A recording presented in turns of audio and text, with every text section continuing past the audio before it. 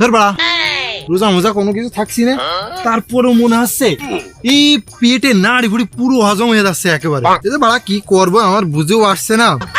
দোকানে যে এখন যাবো, দোকানে গেলেও মানুষ তো দেখবে নেই, দেখে মনে কর পাতা সাল চামড়া একটাও থাকবে না। বুদ্ধি থাকলে একটা দিয়ে দিনে বন্ধু, কিরকম কি করে পেট ভরা যায়। আরে ধৈর্য ধর, একটু চিন্তা করতে দে, আমার একটু আল্লাহর রাস্তায় চিন্তা করতে দে তুই। বন্ধু একটা কাজ করা যায়, মসজিদ তো প্রতিদিন ইফতারি দেয়, এক কাজ করি আজ দুইজন মিলে মসজিদে যাই। তোরে কথা বেড়া হয়, এ যদি ইমাম সাহেব শোনে বেরিয়ে পাশার লাল করে দেবে একদম। বেরোজাদারদের কোনোদিন মসজিদে ইফতারি দেয় নাকি? তোর মাথায় কি সমস্যা আছে?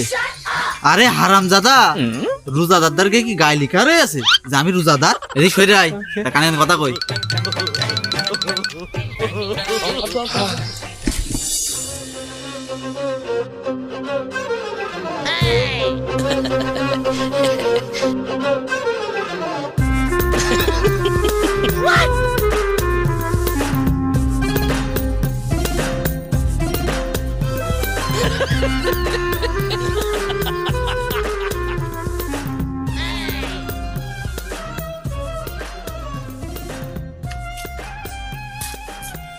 বন্ধু দাদা দেখে দিন কি কি ইফতারি দিচ্ছে।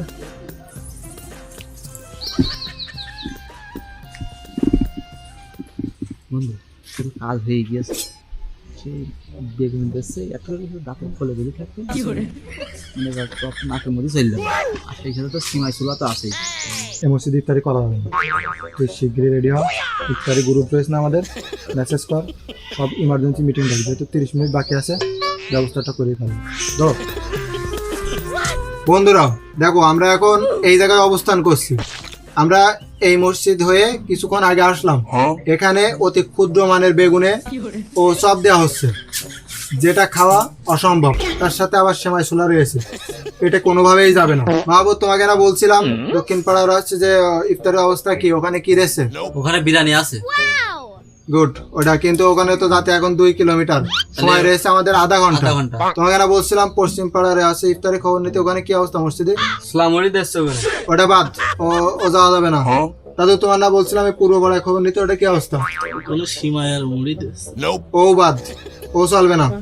আর গিফারি তোমার না বললাম ওই খা পাড়ার ভিতরে ওই মসজিদে খবর নিতে, ওখানে কি দিচ্ছে? এখন তেহারি দিচ্ছে, সাথে আবার আছে কিলেমনও দিচ্ছে। বাবা ওখানে যাওয়া যায় কিন্তু, হ্যাঁ আবার ওখানে সময়ও কম।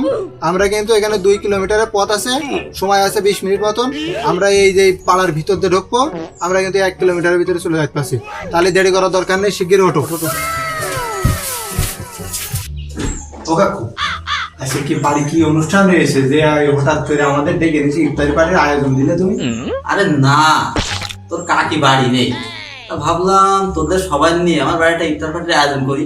এটা তোদের এই বিশাল এক ইফতারের আয়োজন করেছি। এই যে চিড়ে আর কলা না, এগুলো দিয়ে একসাথে খাওয়া হয়, তো সারাদিনের ক্লান্তি সব দূর হয়ে যাবে। হ্যাঁ অবশ্যই খাবো না কেন। এটা এই চিড়ের মধ্যে এই কলা এভাবে দিতে হবে, হ্যাঁ দিয়ে এইভাবে কষলিয়ে মাখাতে হবে, বুঝতে পারছিস?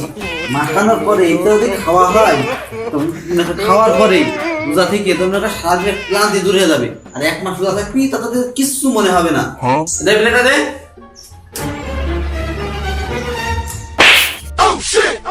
রাখি দিয়ে। কাকু ওই এসকে আমি খাইনি কাকু, এই জন্যই কাকু, সরি কাকু। আচ্ছা নে, তাহলে এবার তুই নে। এই কলি রাখি, হ্যাঁ তুই খাবি নে, এ খাবে না, খাবে রাখি না জানি রোজা থেকে।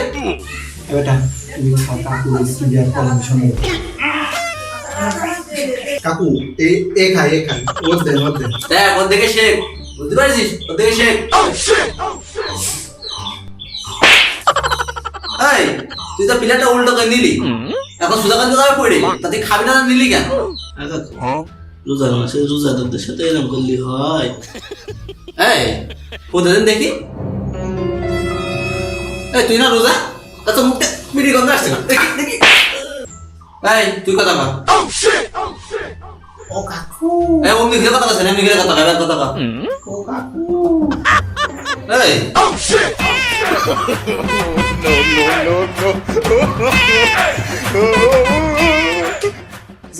আমি কিন্তু সব বিড়ি সিগারেট খাই না, তাই তাহলে ভাই আমার এই চিড়েগুলো তুমি খাও। হারামজাদার দল, একটাও রোজা নেই, এসে আমার বাড়ি ইফতারি করতে। বলছি ভাই, কালকে রাত্রে তো তারাবি একদম চিকা চিকা করে ফেলেছি। বাহ, কি চিকা চিকা করলি তুই? ভাই কালকে রাত্রে সে তারাবি পড়ার সময় আমার সামনে যারা নামাজ পড়েছে তাদের সব একখান একখান করে ধরে ঠ্যাং ধরে একদম গেটের বাইরে দিয়ে তাদেরও নামাজ পড়তে দিইনি, আমিও পড়িনি। বাহ, তুই তো খুব গর্বের সাথে এসে বলছিস যে তুই অনেক নামের কাজ করেছিস, তাই না? এই যে কাজটা তুই করেছিস, তুই তোর মনের কাজ প্রশ্ন করে দেখদিন, তুই কি কাজটা ঠিক করেছিস? তুই আমাদের ইসলামটারে আরো ছোট করে দেখাচ্ছিস না মানুষের কাছে? পুরো জাতি এটা নিয়ে সিসি করবে না? তুই এটা করলি কি জন্য? তুই সোশ্যাল মিডিয়ায় একটু ভাইরাল হওয়ার জন্যই তো। এই ভাইরালে তোর কোনো লাভ আছে? তুই আরো এরা খারাপ কাজ করছিস না, বিশাল খারাপ কাজ। এর কোনো মাপ আছে তুই বল? দেখ সুমন, এটা কিন্তু তোর উচিত হচ্ছে না। তুই হয়তো কাজটা করে ক্ষণিকের জন্যই মজা পাচ্ছিস, কিন্তু এই কাজটা করা তোর মোটেও উচিত হচ্ছে না। আমরা হয়তো 5 ওয়াক্ত নামাজ পড়ি নে, রোজা না রেখেও ইফতারি খাই, এটা এক ধরনের বিয়াদবি করি, কিন্তু তুই যে এটা করছিস সেটা কিন্তু সীমার বাইরে হয়ে যাচ্ছে। সুমন, তুই আমাদের ছোট ভাই, তোর আজকে ভালোভাবে বুঝিয়ে দিই, এইসব কাজগুলো বাদ দে, ভালো হয়ে যাবে। বুঝছিস? এইসব কাজগুলো করা মোটেও ঠিক না, সমাজও তোর ভালো হবে না। ঠিক আছে, আজকের পরের থেকে এগুলো আর করবি না। ঠিক আছে ভাই, আমি আমার ভুলটা বুঝতে পারছি। আজকের থেকে এরম ভুল কাজ আর আমি জীবনে করবো না। ভাই তাহলে থাকেন, গেলাম।